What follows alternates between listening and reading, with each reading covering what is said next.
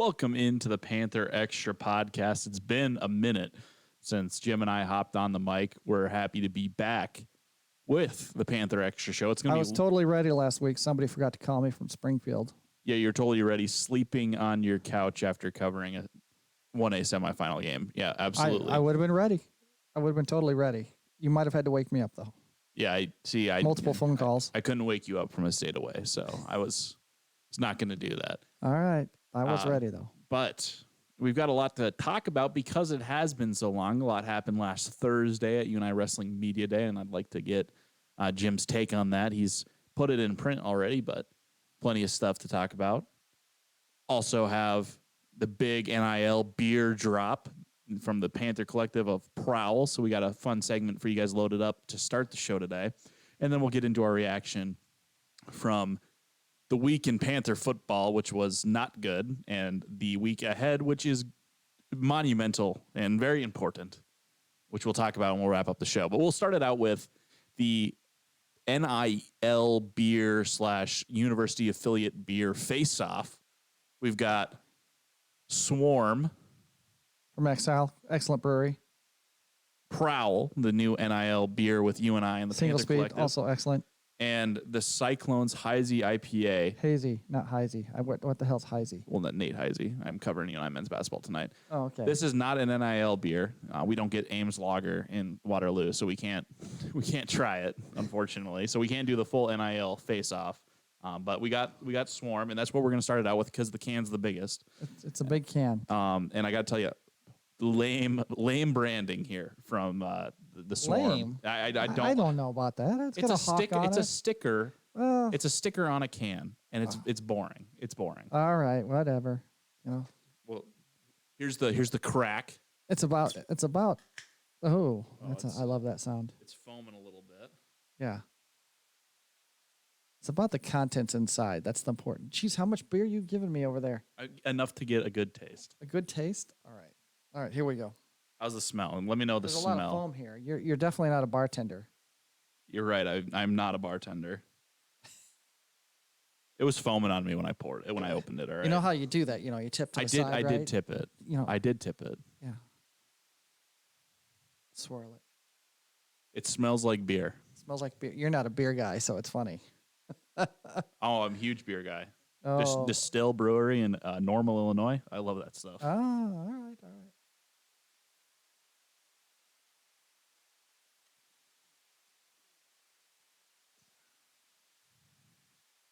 That's not bad. A to B or A to F. Great. Well, it's not an F. I need another sip. See, you needed a little bit more. I poured a lot. You need a little more. Here's the issue. We're supposed to be. I'm supposed to be taking pictures tonight of an athletic event, and if they're blurry tomorrow, you guys know why.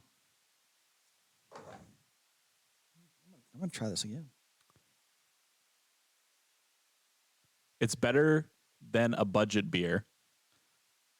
It's certainly superior to like a Busch Light, a Miller Light, and a Bud Light. Yeah, I think it's one. It's kind of like in that. That's where I'm thinking it is, and I think that's what you got to be with these. Try to get too fancy, and it's not. You might not hit the mark. That's good. It's drinkable. It's drinkable. I like it. I'd call it in the Bud Light territory, yeah, or the Coors Light or whatever you want to. You're sitting out in your garage and you're watching the Hawkeye game. You crack that open. You're not dissatisfied. It's a 16-ounce can. Yeah, it's the only 16-ounce can in the face-off today, and it was only $1 more for a 4-pack. Ooh, than all right. The Cyclone beer was. It was $10.99 for a 4-pack. PROWL was $10.99 for a 6-pack, which is the same price as Swarm Golden Ale. So PROWL, you're getting more cans. I don't know. I didn't do the per unit like I said I was, but I'm going to go with a solid B- for Swarm Golden Ale. I think that's fair. I think that's fair. It's very drinkable. I like it. You know. We'll go ahead and try the hazy IPA. Hazy. You got enough cups over there? Did you finish yours? I did not know. It's sitting over there. All right. Okay. This is my favorite type of beer, so this is going to probably get an A just because it's hazy. All right. Thank you for declaring your bias. I'm not. I went to the school with the purple and gold, so hey. I'm the only unbiased. But I do love a hazy IPA. So my B- is a solid. Oh, that's It smells so wonderful. Got a little palate cleanse of the water there. This one smells like, this is what I imagine a brewery beer smells like when I think about it. So that's what it's got going for it. It feels more like a craft beer than the other one. That's good. That's moving up to the B+ range right there. Definitely more tart than the last one. Tart? Yeah. See, I just, it tastes good. There's a little bit more bite to that one. Yeah, a little more bite. I like that little. The hazy IPAs, that's my beer choice, you know. I'm not gonna lie. I'm not looking to get punched in the face by my drinks. Yeah. So I'm gonna go a little bit lower with that one. And you mentioned I'm not a beer guy, so this one's a little bit more of probably a beer drinker's drink of choice, and that's probably why you're going after it a little bit. I'm gonna go C here on this one. That's good beer. That's good beer. Mine's in the B range for sure, you know. But that was good. It's gonna be tough to go to work now after this. I need a grade. You gave it the last one a B-. You cheated and took my grade. That's a solid B right there. That's a solid B. A solid B. All right. That's good. That's no good. Perfect beers, and here we got PROWL, which I might add is okay. The Cyclone beer is not a sticker on a can, but this one only non-black. And I love what Single Speed's doing with the can here. I think it looks sharp. That's a sharp looking can. That gets an A right there. Dave Morgan, good job with the can design. That's a shameless plug there for Single Speed guy. He's also a wrestling guy. We better share this. Yeah, just give me the can. Oh, just give me the can. Just give me the can. He's done with the pour. Done with the pour. I walked all the way across the parking lot to get these cups, steal these cups. Did you? Uh-oh. Don't tell the people. It's less cups than Donald's used for mud.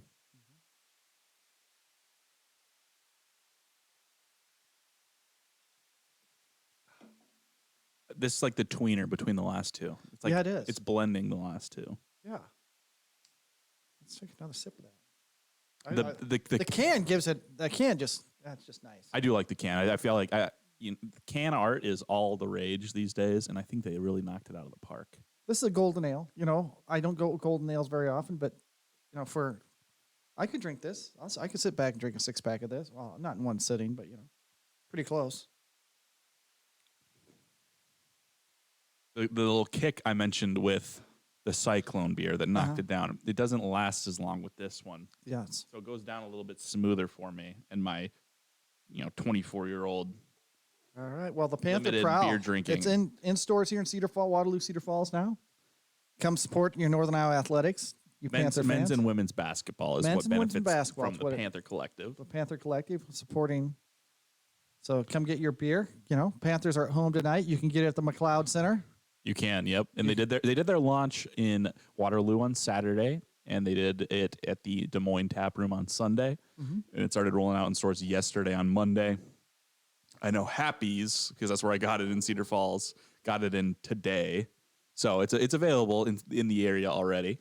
So you can get out to get PROWL. I'm gonna go ahead and go A- on PROWL because I feel like it blended some of the better. The can's boosting it to an A for me. But the beer is more solid B. So it's still tied for the top of what you had today. But the can puts it over the top. So we'll go B+. You can't see the can in the picture right now. Oh, there you go. There you go. There you go. That's a sweet looking can right there. Sweet looking can. Yeah. All right. With a little scratch marks there. It's scary kind of too. Yeah, just frightening beer can. Frightening beer can. Yeah, so we'll go ahead and get into the serious topics of the day now that we've had our fun. We've lubricated ourselves a little bit. Yeah, now the tongues are really going to be loose. I'm going to continue to drink this one. I figured whichever one we finished with that you thought was the best was going to be completed on the show. Talk a little bit about the renderings and the talk we got from President Nook and AD David Harris as well as Schwab last week in regards to the new wrestling facility. Where do you think they're at with that process? Well, where they're at right now is they can't move forward really officially and fully until tomorrow. Big day for them tomorrow. Mm-hmm. Iowa Board of Regents, they're meeting on the University of Northern Iowa campus. It's their, I don't know how many times they meet out of the year. I don't follow the Board of Regents very often, but I think it's probably 4 times a year. And so it's their term to be on the Northern Iowa campus. And it's on the docket there for them to approve this project, any project over $5 million. So if you go to the Iowa Board of Regents, you look up tomorrow's notes, it's going to say $5 million. That's not the scope of this. That's just anything over $500. They got to get approval from the Iowa Board of Regents. And so once they get that approval, which I think it's a foregone conclusion, they're going to get it. There's urgency here. It's not a good, not a great look for them. I'm not trying to point fingers at anybody. It's not great. UNI wrestling program found a place. They're practicing off campus. There's a sense of urgency now, and that's what you got last Thursday. They get that approval, and David Harris, David Harris, director of athletics, and Mark Nook, the president of the university. There's a sense of urgency there, and once they get that approval, the advancement staff's going to be out fundraising for this project. And, they're going to have that full force. It's into the Our Tomorrow campaign now, so which means they really can go after just about every donor they have, and they can go get this and make this happen. And it's a great thing. It's a good thing. It's something needed. It's sad to see, part of that on the docket too is getting permission to bring down the West Gym. They're going to raise the West Gym. That's going to become a green space temporarily.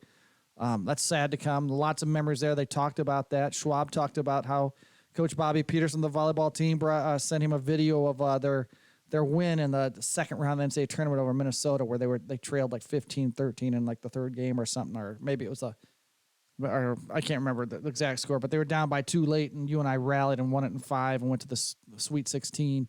I was at that match. I covered that match. I should know more facts about that match than I can spout off now, but I've been drinking too much PROWL beer. Thanks, Dave Morgan, again. I'm going to keep on saying Dave Morgan, same over. But anyway, so long story short, there's a lot of history there. It's not just UNI wrestling, but a lot of people associated with UNI wrestling. I mean, people forget 1950 NCAA wrestling championships were inside the West Gym. And I don't know how many people have actually ever been inside the West Gym, but now if you've been to Current, like last year in Tulsa, you go to all these new shiny arenas, and then you look at the West Gym hosted the NCAA championships. Now it's a much bigger deal now than it was then. Not saying winning a national title, which UNI did in 1950, wasn't a big deal, but it's on a bigger scale now, I guess I should say. So anyway, a lot of history there. Volleyball, a lot of history in there. Offices, softball had offices in there. Track and field had offices in there. Just about everybody used it. There was men's and women's basketball games were played in there when they were building the McLeod Center. So many memories. But anyway, that's coming down. So that's part of the proposal tomorrow. It's just excitement for them. They've given a proposed site. It's not set in stone, as President Nook's words, but it's kitty corner to the McLeod Center, which I think is a fantastic spot. To be honest, right across the street, you can have another shiny building on campus right across the street from the McLeod Center, just part of that athletic complex. You go from the WRC into the Dome and now into the McLeod Center, and then right across the street, it's going to be this nice new shiny wrestling facility, and I'm guessing not too much further down the road on probably a nice new basketball/volleyball practice facility over there, standalone for those programs too. So, just a lot of excitement there if they can get this going. It's now the university is showing their urgency. They're showing they're going full court press. It's up to the Panther train to get on board, get some fundraisers, get this money raised. Doug Schwab and I'm going to wrap this up here real quick, says you're going to make fun of me for talking forever, but he says he doesn't need, Iowa's building a nice new $31 million, Iowa State's building $25 million plus wrestling training facilities. He goes, I don't need that. Give me, I'll take 31 million, but you give me 10, I'll build the facility, and the other 21, we're going to endow the program. That's what I want. I just want to take care of my boys. We don't need the shiniest. We don't need the brightest toy. We just need to take something to take care of our needs. It doesn't matter where we are. It just matters that we're together, and our bond is going to be strong. And that's what he wants. And exciting for the wrestling program. I can't wait to get the news that this is approved, and then that UNI officials get going. And I hope it's sooner than rest. That's what they said. They want to get it done sooner rather than later, but they want to do it right. So they want to get it done fast, but they can't give us a timetable when it is. And I assume it's going to be a couple of years to get it down the road. You can probably need a year to fundraise. And unless somebody comes up and says, here's $10 million, then you really can start putting some shovels in the dirt. But at this point, it's just exciting for them that they're getting an answer. What people wanted, they're getting an answer. They're getting, here's what we're going to do. They can't get down to the minutia what's going to be inside it or anything, or how much it's going to be, but that's all determined on the fundraising. So there's something coming, and that's positive news. And it's wrestling season now. The Panthers have already started, so high school season is going to be starting. I think there's some girls wrestling, high school wrestling starting. So all right, put a cork in the word vomit here. Put the cork in the word vomit here. Let's filter through some of that. Talk a little bit about what do you want to talk about now? The location of the facility. Time? Oh, the location. All right. No. We got enough from you about the location already. I have a question for you. What's the question? All right, put down the PROWL. Calm down. The PROWL's over here. People can't see it, so you can't call me on that. It's over here. What do you make of them? Because you asked about the bridge, the pedestrian bridge, or maybe even a pedestrian tunnel. You could go under. Mm-hmm. You can go down to the McLeod, and they almost answered that question like they hadn't even thought of that. It wasn't. I think it came off as me being accusatory of them not thinking about it, because I think they've taken some heat on about people. Why hasn't one been built? Because they did a bunch of, and I don't know what the scope of that work where they were doing on 27th Street there previously, but they could have put in a tunnel at that point. As a matter of fact, when they were doing all that work, that's what I thought they were doing from that parking lot. Mm-hmm. I tell you what, I've been there the last week for the state high school playoffs. Walking across there hasn't been a traffic hazard.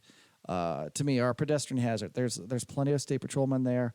It was a question I brought up solely because many of our readers have brought it up. And there is a pedestrian bridge over Hudson to the rest of campus. And there's a tunnel underneath Hudson too. Yeah.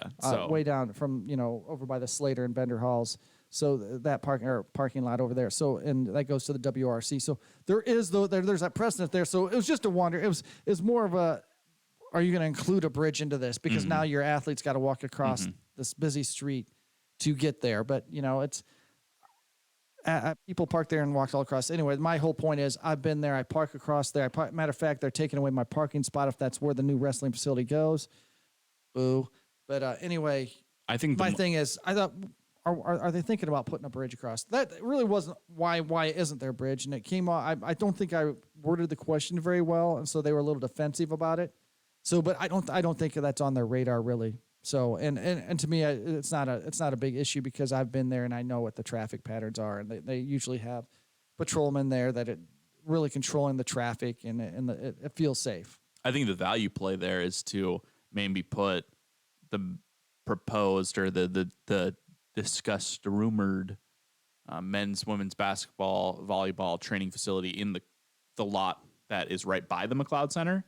And attach it to the McLeod Center, and then have a sky bridge, so you don't have to go all the way to the McLeod, and then do an enclosed sky bridge all the way over between the wrestling to the basketball, and then you can just kind of like channel them all together. Yeah. Mm-hmm. I think that would be the value there, because at Nebraska, because I can always look back at my alma mater for an example. Memorial Stadium is attached to the Hawks training facility, which is attached to the new football facility. And so you can get to all of them without going outside. Yeah. And it's a place for all athletes, not just the football team, to congregate. There's a dining hall in there, and there's a little nutrition area in there. And it's certainly elitist, and we're excluded as normal students. I think it helps elevate the student athlete experience at that school. Texas has something familiar because I'm familiar with when Sidney Peterson played down there for Texas in volleyball, and all that was connected to the football stadium. It was like 5-story building connected to the football stadium. That's where they went to eat, and nutrition and health science, training rooms were, and all that stuff, and training, and it was connected to other buildings for them. So anyway, that's a great thought. I think that's beyond the scope of what this can be right now. Mm-hmm. Right now, the most pressing need, and they said this multiple times, is they need a wrestling training facility because the wrestling program has been displaced. So that is the most pressing issue right now. They have the McLeod Center. That's where the basketball and volleyball and those, but it brings up a good question too. And like I said, I'll put a cork in it here. Volleyball practice frequently over at the West Gym. I don't know how often they had done that in the last couple of years, but they had used it as a practice facility, especially during the spring. The WRC's got courts and stuff that can be used, and then there's a PEC which has got courts they can use But, those are for the students too. So there's a whole lot of logistics that are tough. So to have them a private training facility is nice, but so you can't just say, oh, they got the McLeod Center that, but you got 3 programs that want to use it, plus other, events that are going in there, graduations and stuff like that. And so anyway, yeah, it's exciting news for the wrestling. I really hope this happens. I hope it goes. I hope they can just fundraise the heck out of it, and they can make it a bigger announcement here before the wrestling season's out that, hey, we've already raised $10 million. We're moving forward. We're going to put some shovels in the dirt or beginning in the summer. And just to put a bow on it, I did ask David Harris about the previously proposed and approved men's basketball and women's basketball and volleyball facility that was a part of the 5-year plan. I had previously asked Pete Morris about it. David Harris said, there's certainly interest there, but he wanted to keep the discussion on Thursday about wrestling. So not a super solid answer, but at least there's interest there, and he did confirm as much. So the fact that it has disappeared from the 5-year plan does not mean it is not happening for sure anymore. So that's the update there, because we have kind of touched on that a couple of times. I think what you can say, there's probably there's some separate boosters that are donors, however you want to word there, that are willing to step forward to help make that go, or at least get some seed money going for that kind of facility. So I think there's avenues for that too, that could happen down the road here, probably in the short term. But right now, the pressing need right now is to give the wrestling program something to get that going. That needs to get going. They need to get them back on campus. Yep.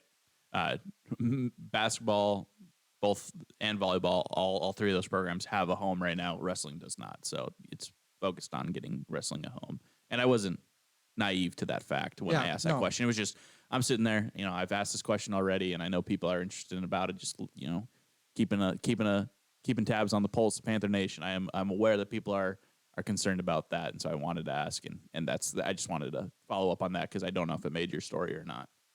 But no, it did not make my story. Sorry, okay. I'm sorry. All right, I left that ammunition for you. Well, I put it on Twitter as well. So perfect. And it's not ammunition. I'm not firing at anyone. Well, I used the video too that you took, so it'll be in there. It'll be part of it. So, well, actually, you deleted it out. No. All right, moving on. Oh, you hate it when I continue on. Go ahead.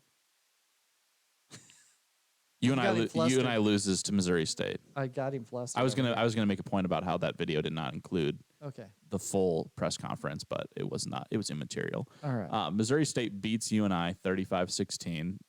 Really bad loss for UNI. They're thinking, potential. Hey, we win the last 2 games, we could have a bye in the playoffs. And now they're looking at it like, hey, we need to win this game, or we might not make it into the playoffs. I thought that you could maybe go 1-1 in the final 2, and Missouri State was certainly the easier win of those 2. And now you're looking at a pretty daunting game against North Dakota State. My number 1 takeaway from the loss was, hey, you have to win against North Dakota State. Now it's a must-win officially. It was maybe already a must-win, but now it's definitely a must-win. What's your top takeaway from UNI's loss to the Bears on Saturday? You've nailed the nail on the head there. That was a game I felt they win that game, they're in the playoffs. It doesn't matter. This next coming game, it's an important game. Don't get me wrong. They want to go. You beat North Dakota State, and now you put yourself in conversation for a bye, right? But I thought if they win Missouri State, the result this week doesn't matter as much. They're in the playoffs. 7 wins is pretty much the benchmark, especially with the strength of schedule they played. Is for the FCS playoffs, that's the benchmark to get in the 24-team field. And now you're right. They're looking. They got to win this game against a North Dakota State team that's played better the last 2 weeks, better down the stretch. Take out the South Dakota State loss. South Dakota State has been annihilating everybody, but in their last 4 games, they're 3-1. They're 3-1 with 3 blowout wins, including a blowout win over ranked Southern Illinois team, and they took care of 2 of the worst teams in the league in Western Illinois and Murray State. So, but and they took care of business there. So, it's weird to talk about this North Dakota State team. I've never seen them with 3 conference losses in a long, not since they joined the league. Have they had? I think I didn't research that, but I'm assuming this might be the first time they've had 3 conference losses. It's certainly rare territory for the Bison to be in. Since they lost to North Dakota, they have won 3 of their last 4. They played South Dakota State to a 17-point game. It was 33-16, and that game was, I believe, in Fargo, judging from what I'm seeing here. No, it was in Brookings. So that was a road game for North Dakota State. So, tough environment. We saw UNI struggle in that same environment. Same place, yep. No one has played South Dakota State closer in the back half of the season. That's a lie. Never mind. I thought Southern Illinois was the 6th game of the year. It was the 7th. So Southern played them to a 17-10 game. But that was in Carbondale. So no one has played South Dakota State closer in their building outside of Montana State. Yeah. But good show. It was a loss, but it was a good showing for North Dakota State. They certainly proved more than anyone else has proven against South Dakota State. And so it's going to be a tough battle. Looking at how flat UNI was, because I think that was flat as flat. Yeah, I mean, we're lucky with the beer we just drank wasn't that flat, because it would be really, they would have been all Fs. Yeah, all Fs. But that wasn't. It was just an F. You got to give it an F. Before we get into we're getting a little too ahead of ourselves here. We're talking about North Dakota State already. What's the explanation, do you think, for a flat performance like that? Because you hate to give excuses. So, but we give it. Sports writers and podcasters. I'm not asking for an excuse. I'm looking for an explanation. But here it is. It's a weird week. Because their training schedule's all over the place for UNI. Although I'm assuming they would have probably practiced outside anyway all week. They did. But it's the dome was not available to them. So your whole practice schedule, because of the playoff games beginning on Wednesday. So there's playoff games Wednesday, Thursday, Friday, and Friday. So they leave on Friday, but they probably would have liked to maybe get inside once and where you get more done. They get more done, I think. But I think their whole routine was set up. But it just, you watch that game from the start, and it was just like, wow, I don't recognize, this isn't the team I've seen play the last 5 weeks, right? Mm-hmm. I'm watching that game. I'm like, what's this? What? It seemed like they forgot how to play defend the pass. It didn't seem like the offense was not clicking like it was. Although they were moving the ball, they moved the ball, but they were shooting themselves in the foot a little bit. Yeah, it was just a weird game, because you never felt like the offense was playing poorly, and then you get to the end of the game, and it's like, wow, they played awful, actually. Yeah. Farley said on the post game, it's like, I don't think our guys were getting open. There were some drops, and it was just you're thinking like Naren Bunton had a big play in the fourth quarter that I think would have cut it to like 16-28 at that point, and then you're thinking it's a little bit more of a game. He drops it. UNI has to punt. Missouri State goes and scores, and it's 35-9. Yeah, and the game's over at that point, right? It was really. I go, when are they going to kick into gear, and where this Missouri State team came from? Because Missouri State team looked like a playoff team in that game. I mean, they did. Offense was clicking. Like I said, the receivers weren't getting open. So Missouri State figured something out in their game plan on how to slow that offense down, because the receivers weren't getting open. You can defend, one of Theo Day's interceptions that was in their zone. Logan Wolf slipped, and it was picked off. He slipped on it. It slipped on his cut. I don't know if he still makes the catch or not, but it might not be an interception, and UNI either can punt or try next or field goal. I think it might have been on third down. I think Matt Cook could have came on. No, it was on fourth down. Was it a fourth down play? Yeah, so it was, because we talked about it yesterday. It's 4th and 12, and then I got the yard and downs mixed up, but yeah, it's 4th and 12 from the 42-yard line. Okay, yeah, that's a long field goal. There's a 5-yard penalty on Missouri State, making it 4th and 7 from like the 37. The wind is whipping at their backs. I don't care what Coach Farley told me on Monday. Matt Cook was going to make that field goal. I was on the field. The wind was not a slight breeze, as he described it. It was. You can look at my Twitter at Ethan_Petrick. I took a video on the field where the refs are standing by the ball. I show you the flags in the back of the end zone. It's whipping pretty good. Matt Cook. They would kick that field goal in the dome. They've kicked that field goal in the dome before, without wind, and he's got wind at his back. The point is, Logan Wolf doesn't slip and fall. He might make that catch, and they got a 1st and 10. What's better, 3 points or a first down? Well, first down, you might score a touchdown. I like the. Let's look at the analytics. What would the analytics say? The analytics, according to what all of the broadcasters say on Sundays and Monday night, is that you don't go for it in that situation because the analytics are against you unless it's 4th and 5 or shorter. I'm sitting here. You got the best kicker in the Valley, in the history of the Valley. With the wind behind him. With the wind at his back. What if right when he kicks it kicks a little right to left and it moves, and all of a sudden it's pushing the ball right?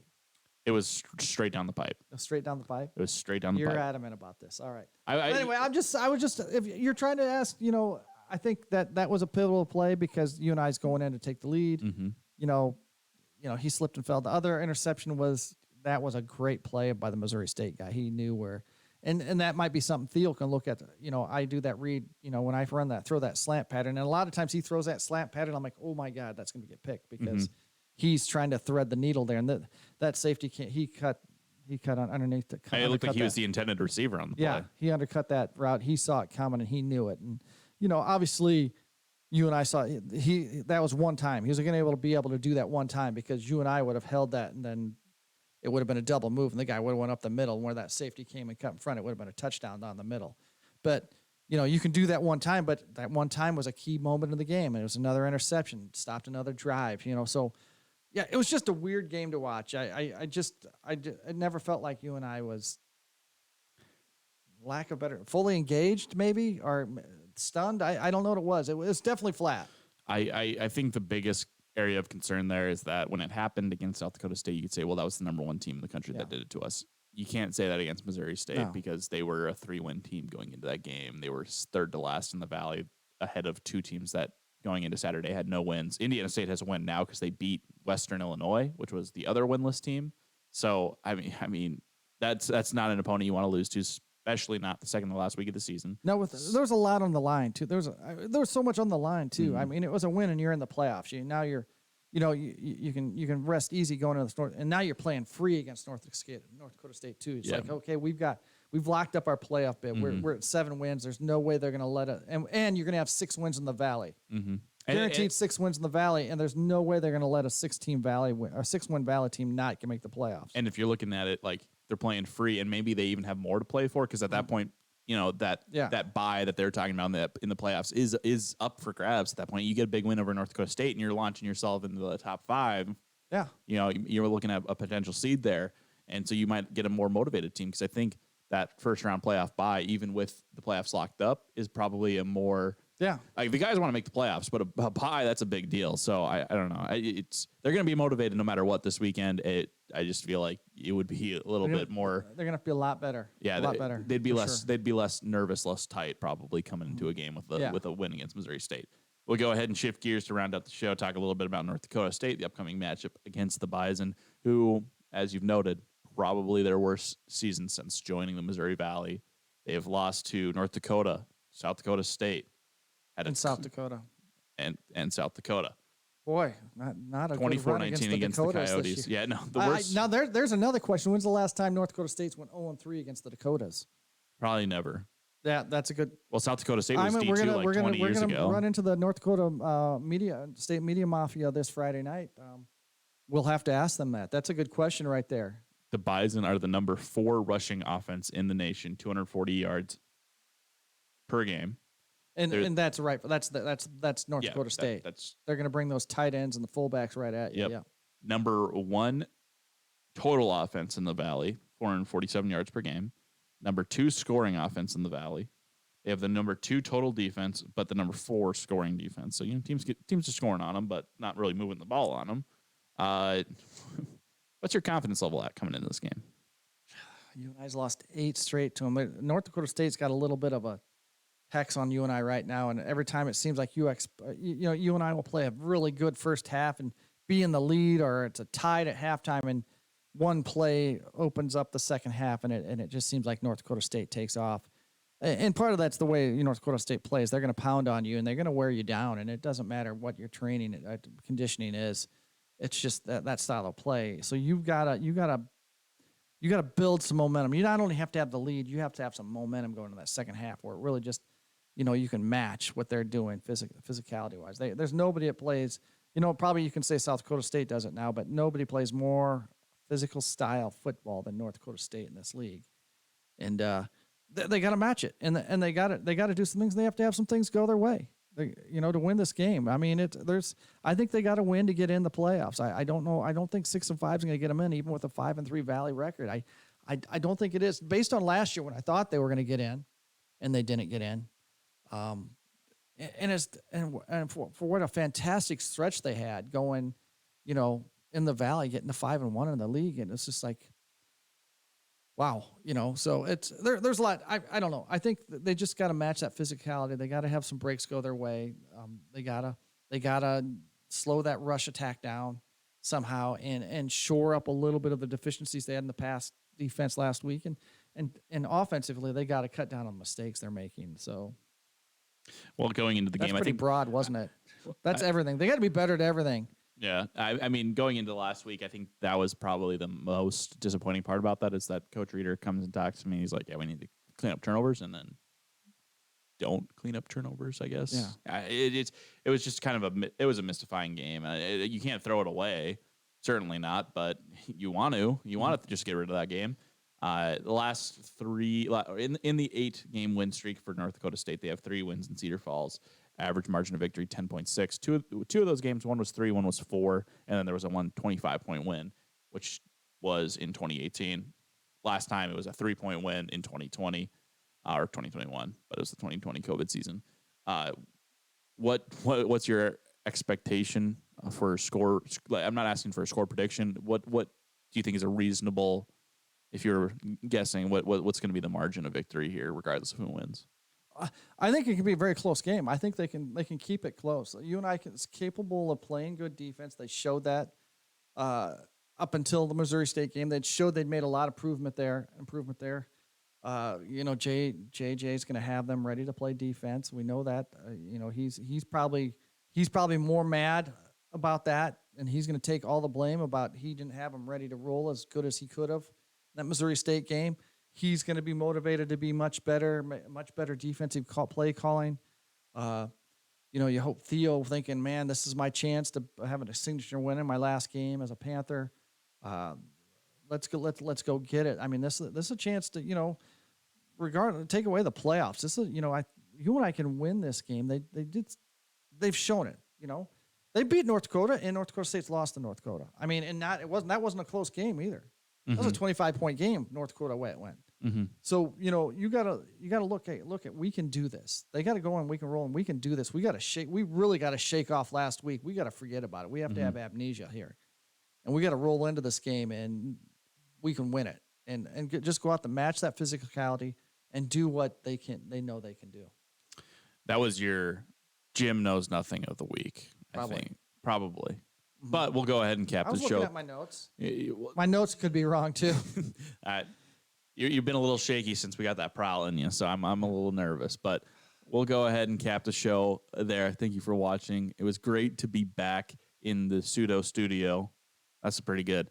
The Pseudo Studio, as we have 30 pictures sitting on the floor and an American flag over in the corner. 2 desks jammed up next to each other. It's a great environment here. It's our studio on the PantherExtra show. We love it. It's our studio. I got 2 monitors, so what am I complaining for? Thank you for watching. We'll cap it there.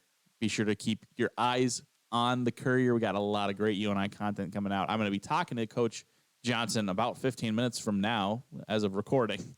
So I'm going to be able to let you know what Coach Johnson thinks going into this game.